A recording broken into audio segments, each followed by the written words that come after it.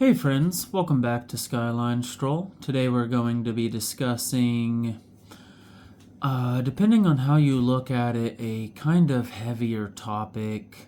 So, we're going to be discussing how to make the most or the best with two bad decisions when you're confronted with two difficult or hard choices. And so, depending on how you see failure and how you see learning and how you see your own limitations, this might be a harder topic to talk about. Might weigh a little heavier on you depending on how you're brought up, but at the same time, I think we can really unpack quite a bit here. And I think these days people are every day with more and more tough financial situations, more and more political animosity, and just more and more antisocialness in the world. People find it harder and harder to make the most out of a day and make the right decision with a day. And because of that, I think a lot of people feel like they're just they're fuck ups, like they do nothing right, and their life just keeps getting away from them. And if they make too many active decisions themselves, they'll just keep ruining their life because they have this experience where they try something and it doesn't work, and they're like kind of pseudo punished for it, and then they keep doing that, and eventually you develop this subconscious belief that you can't succeed when you try. But sometimes life is just hard, and you have to choose between two bad decisions or two decisions you just don't like. Maybe they're not objectively bad, but you just don't like them. And depending on what those decisions are, you might find this easier said than done. So, depending on where you've been in your life, if you sometimes feel like you just can't catch a break, like it's your choice between frying pan and fire, well, I'm here to tell you you should choose frying pan because you burn up a little less quickly. Bad analogy, I guess. But yeah, sometimes you do just have to look at a situation and say, hindsight's 20/20. If I woulda knew, I could have done more, but if I don't know, I can't do more. We can tell ourselves that. We can only act in a situation with knowledge that we have, for one. For two, failure is the entry for learning. So as you make mistakes, you learn more and more, and as long as you actually bother to implement something new based off the mistake you made and the lesson you learned, then it isn't really a mistake. Then you actually took something away from it, and that can be really good. So at the same time, I feel like a lot of people, just if they make a mistake, if they do something wrong, just they don't want to own that, or that they see that as inherently bad, and it's not. We're all going to make mistakes. We're all going to be pick between firing squad and hanging at times. And when that happens, we still need to try and navigate those times in our life with clarity and try to arrive at the best conclusion to the situation that we can find for ourselves. And that can be easier said than done, you know? If we don't allow ourselves chances to try again after not succeeding at something, we never get the chance to apply new knowledge. And one of the things that helps me feel better about mistakes I've made in my past is I can look at over time and see where when I made a mistake versus now, I have learned from it and haven't made that mistake since. And the more time I put between me and these mistakes I've made, the better I feel about them. Be it stuff like just not holding a high enough GPA in school because I just couldn't bring myself to try harder, or whatever. We all make these little mistakes in our life where maybe we don't try hard enough in a friendship, maybe we don't take a debt we have seriously and it turns into a giant mound of debt. God knows what. People make mistakes. It happens. And when we do, we have two choices. We can either look at it and eat our shit salad and accept that we made a mistake, or we can turn our eye from it and be like, no, I don't look at it that way. I won't accept this. Tell ourselves some kind of story to make ourselves feel better about where we fell short, and then just try to avoid re-entering that situation. I think the better thing is to assess what you did wrong and deliberately re-enter that situation with new information if possible. And if not, if you just had to choose between two bad situations in a moment that was time sensitive, sometimes we do that to prevent both bad things from happening. Like, it's like, on one end you got sharks, on the other end you got lions. But if you don't pick one, somehow both are gonna get you. And so sometimes we got these time-sensitive things where we got to pick between two bad things, and yeah, hindsight's 20/20.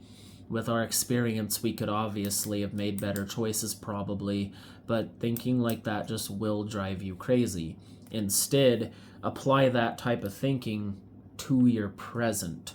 Be like, okay, sure, if I could have done that then, I'd be in a better situation now. But the next best time to do that thing is now. And sure, I have to own that I did something like wrong or not up to my own standards or inadequately to my own situation. But at the same time, if you actually like step up and try to change that the next time you come up to that plate, then it wasn't really a wasted experience. You learned from it and you developed more skills, and that's good. So accept knowledge as one of the prizes that we receive for trials of life. Furthermore, life is just gonna have trials and hardship. Like, I like this song. It's titled 100 Bad Days is 100 Good Stories or something like that. And basically, I agree with that. Like, if we go through hardship, we're gonna develop more, we're gonna get to know ourselves better. The more hardship we go through, we're going to get to trust ourselves better. We're going to have funny stories to tell people. Sometimes they're messed up, sometimes they're not, but half of the time they are just funny, especially if you learn how to tell them in a funny way. And so hardship's just part of life. Accept that, and the next time you're going through something difficult, don't get into the mindset of, oh, I can't believe this is happening to me. This always happens to me. Why, I just never catch a break. Think to yourself, okay, here's the trial today. What can I take away from this? And what's the best route I can take to get this resolved in a fashion that is good for me and others around me, right? And just aim to make the best choice you have available to you, not so much aim to make the best possible choice you would like to. Sometimes life isn't about what would be good in theory. Sometimes we have to work with what's right in front of us, and we got to pick things we don't care for. And sometimes we make sacrifices for others. Sometimes you have to choose like bonds. You have to choose like people will fall out, and then they will both kind of explain that if you continue to talk to the other, they're not going to talk to you. And sure, we can get into if that's healthy or not, but the point is, you're forced to make a choice there. And it's not one you like, because it's between two of your friends. And so what do you do there? You try and, I try and remove myself from the situation, like what they're feuding about, my own personal feelings on it. And then I try to independently, like, assess my relationship with each friend. And then I look at a little bit of morality in the situation, right? Just to make sure there's not someone just being a monster.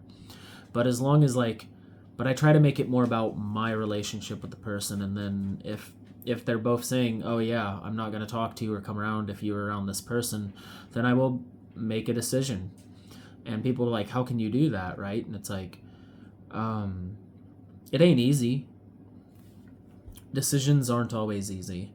Decisions aren't always pretty, and decisions aren't always between a thing we want and a thing we don't want. And sometimes it's like 4 things we don't want. And sometimes it's 4 things we want. We can only pick one. That's another moment where learning how to be more calm and precise in the moment and present yourself better will kind of teach you how to be your own best friend, be your agent, how to build confidence in your own ability to get by and make a choice that you can live with. And they say regrets are usually worse for things not done than mistakes made for most people. So, like, next time something looks a little risky and you just don't want to try it, maybe give it a whirl. Maybe you get burned a little. Maybe you don't get burned as bad as you think and you get burnt more in your head.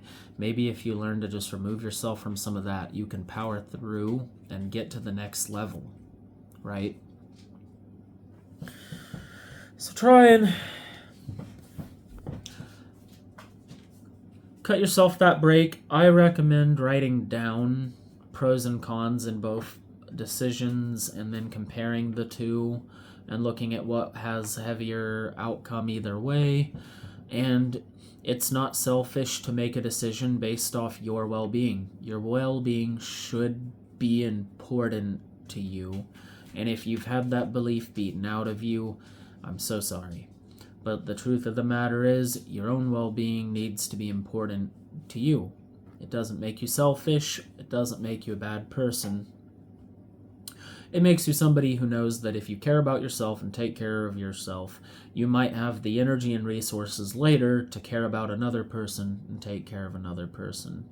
And some of the best dating advice I've heard go around the internet was get better at taking care of yourself. That way when somebody else enters your life, you're already in a habit of taking care of people and can take care of them in a way that will make your life easier and make them feel appreciated, right? So if we take poor care of ourselves, we don't bother to put effort into our image, we don't bother to put effort into our health or our well-being or to save money for our future, right? Well, how can we bother to do that for another person? So the next time you're not feeling good enough, if you have to flip the script a little bit and tell yourself you're being almost selfish in a way by not taking care of yourself, if that's how you really feel about it, So just learn to make the most out of every brutal moment that gets thrown at you, because in my experience the hard moments are where I actually learn the most and grow the most, and usually each good spell that comes after a really trying time in my life leads me to feel like the good spell's even better. Like I climbed over a hurdle, and so now I'm enjoying the fruits of whatever I've conquered plus whatever I was doing before. And usually some kind of new positive door will open at the same time.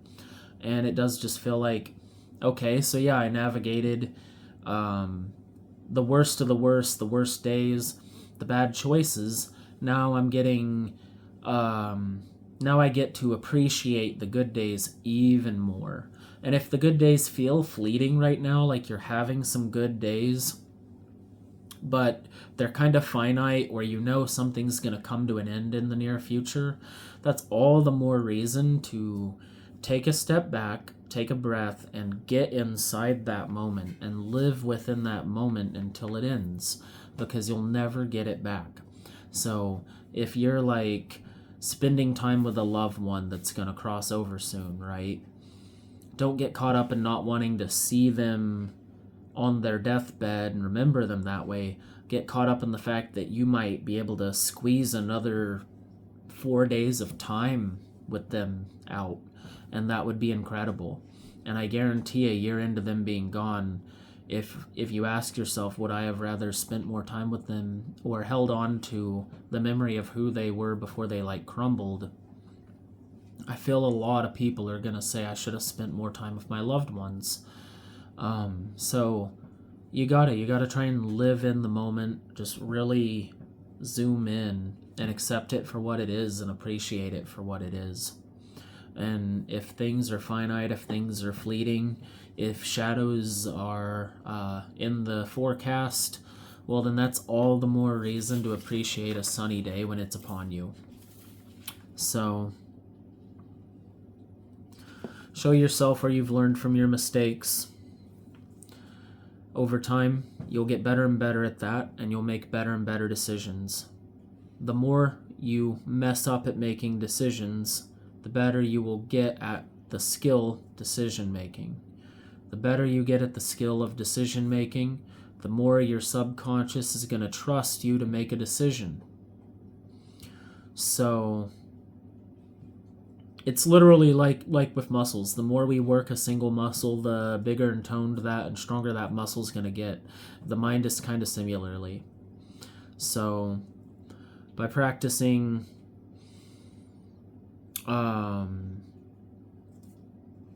realism, trying to be self-aware and yet not quite prosecute yourself, you can kind of get to this point where you can learn from the worst days of your life, from mistakes, and from things that weren't even mistakes, were just bad things that happened to you that you had no control over. And we can get really caught up in like survivor's guilt and things like that that will make you want to blame yourself. The mind would rather hold on to control than accept that it was out of control.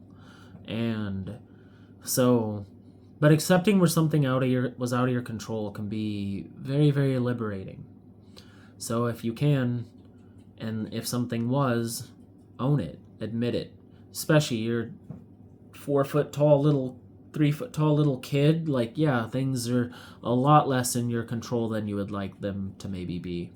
And that's all right, because my experience, it's not about being in control all the time. It's about being in control at the right time, you know?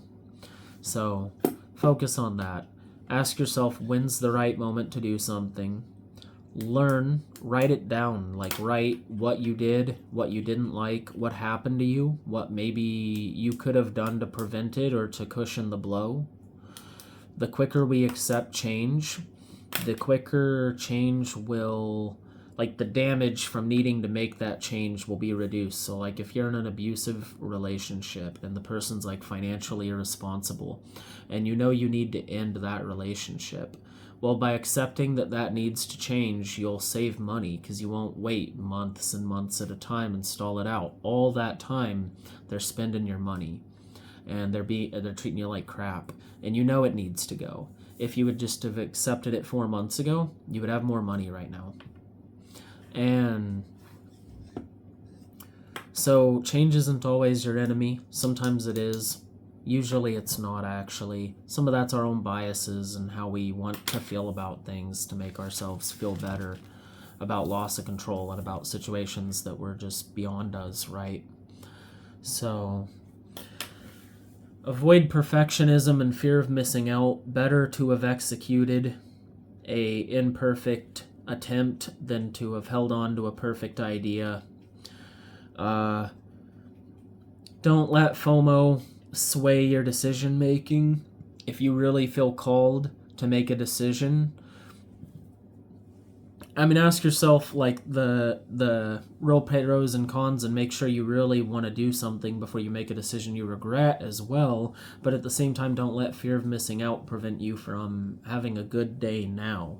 If you're waiting for someone else to deliver on something later, or for a situation to deliver on something later, and it seems like every time you turn around later gets put off, then chances are you need to just accept that maybe later isn't going to get here and I should look in other places. And that's okay. Thank you so much for watching. The new tripod didn't come with some screws, so I'm going to return it and hopefully get something better. For now, I got the little phone stand up on a box, hoping to get a better angle. I'm wanting to make an area for me to actually like film and sit and it be a bit more vibey, not just various places around the house. So if you've had times where you've had to choose between two shitty situations or make a decision when neither looked good, or have just had to navigate the unnavigatable, let me know down in the comments what's worked for you, what's helped you get to the next day, and what's helped you bounce back. I like to think of myself as the slingshot, I'm getting pulled back so I can get launched forward. That's definitely something that helps. And thank you so much for tuning in. I've been a little bit preoccupied this week. I'm hoping to get back to a little bit more of a regular upload schedule on the following week. If you're still watching my content, thank you so much.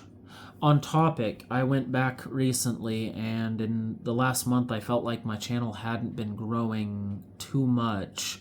But I went back and looked at my first month of posting, and I could tell where my video quality has both improved since then, and where the amount of attention my videos get has improved since then. So that's an example of seeing where I'm doing something better over time, and it's making me feel better about doing it over time. Consistency and experience builds mastery, and if you're a perfectionist, mastery is as close as you're going to get to what you actually want in a healthy way. So, thank you so much for watching. I'll catch you in the next Skyline Stroll. Eventually I'm going to get this silly camera angle and lighting figured out, and we'll have some really good videos come out at that time. So, thank you so much for watching.